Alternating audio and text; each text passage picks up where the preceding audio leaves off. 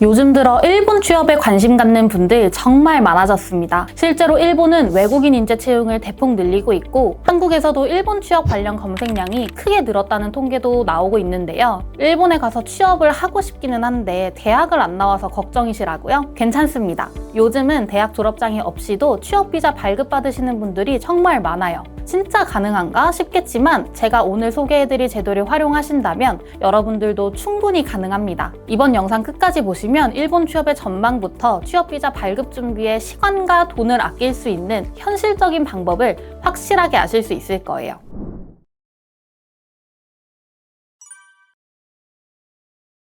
미국, 영국, 호주 등 영어권 나라도 많은데 왜 사람들은 일본 취업 준비를 하려는 걸까요? 첫 번째, 외국인 인재 수요가 증가하고 있습니다. 일본 내 많은 기업들에서 글로벌 경쟁력을 갖추기 위해 외국인 인재를 적극적으로 채용하고 있는데요. 참고로 일본 내 외국인 노동자 수는 지난 15년 동안 4배 이상 증가하여 2023년 기준 약 205만 명에 도달했다고 해요. 이미 외국인 인재에 대한 사회적 분위기가 잘 잡혀져 있다고 보면 되는 거죠. 두 번째, 고령화로 인한 노동력 부족. 일본은 우리나라보다 더 빠르게 고령화 사회로 진입했는데요. 고령화가 대체 무슨 상관이냐 싶겠지만 IT 분야와 서비스업 같이 젊은 층이 필요한 업종에서 채용할 인재가 줄어들고 있다는 거니까 생각보다 큰 연관이 있습니다. 때문에 IT나 서비스 업종에서 특히나 외국인 근로자 채용이 꾸준하게 증가하고 있어요.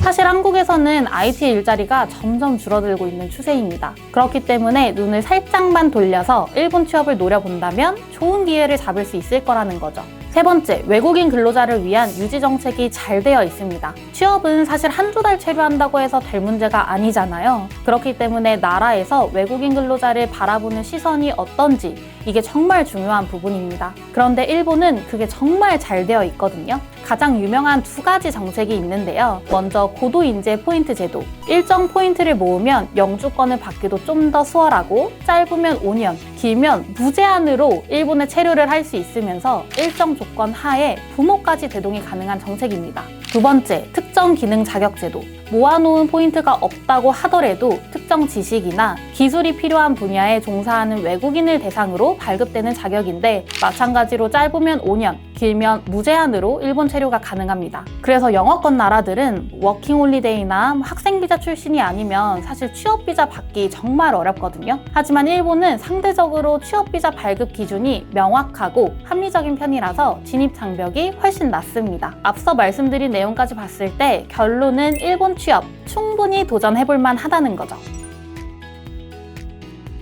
그럼 일본 취업 준비를 위해 가장 먼저 해야 될 건 무엇일까요? 바로 취업비자 발급 조건을 갖추는 것입니다. 관련 분야 경력 10년 혹은 전문대 졸업 이상의 학력이 있어야 하는데 경력을 그만큼 채우는 게 어렵기도 하지만 직무와 연관된 학위가 있을 경우 비자 발급 심사를 통과할 확률이 매우 높기 때문에 학력 조건으로 준비하시는 것을 추천드리고 있습니다. 그럼 고졸이나 대학 중퇴자는 어떻게 하냐? 학점은행제라는 제도를 활용하면 고민을 한 방에 해결할 수 있습니다.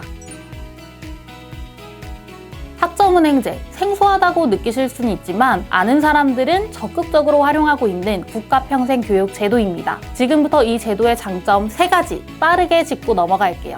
첫 번째, 온라인으로 진행됩니다. 알바, 직장, 자격증 공부 등등 현생을 살면서 충분히 이용 가능한 제도라는 거죠. 두 번째, 학비가 저렴합니다. 아무래도 온라인 과정이기 때문에 대학 등록금에 비해 4배에서 5배나 저렴한 수준으로 학위를 취득할 수 있습니다. 심지어 학비를 카드로 결제할 수 있어서 할부로 매달 나가는 부담을 줄일 수도 있어요. 세 번째, 최단 기간으로 가능합니다. 빠르면 얼마나 빠르냐고요? 고졸도 1년이면 가능합니다. 그냥 전문대 다니는 것보다 2배나 더 빠르게 학위를 취득할 수 있어요. 결론은 낮은 비용으로 최단 기간에 일본 취업비자 조건을 갖추고 싶다면 학점은행제를 먼저 시작해야 된다는 거죠.